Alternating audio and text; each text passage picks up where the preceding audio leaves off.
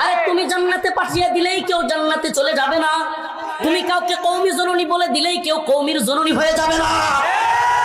তুমি কাউকে জান্নাতে পাঠিয়ে দিলে সে জাহান্নামের আসামি হতে পারে। অতএব সাবধান হয়ে যাও, সাবধান হয়ে যাও।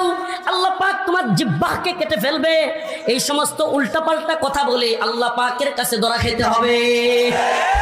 ও মুসলমান ইমানদার, আলেমদেরকে মানুষ সম্মান করে, মোহাব্বত করে, ভালোবাসে। একটা কথা আপনাদেরকে বলে যাই, আমি আজকেও গাড়ির মধ্যে আমার এক বন্ধুকে বলতেছিলাম যে এই যে ভালোবাসা, যদি দ্বীনের পক্ষে না থাকি কালকে মানুষ আমাকে না সবাইকে ছুঁড়ে ফেলবে। দ্বীনের পক্ষে থাকলে কে থাকলো কে থাকলো না, কে আমার পিছনে কথা বললো কে বললো না, সেটা দেখবার সময় নাই। কাজ করতে হবে কার জন্য? জোরে বলেন কার জন্য? ইন্না সালাতি ওয়া নুসুকি ওয়া মাহইয়ায়া ওয়া মামাতি লিল্লাহ।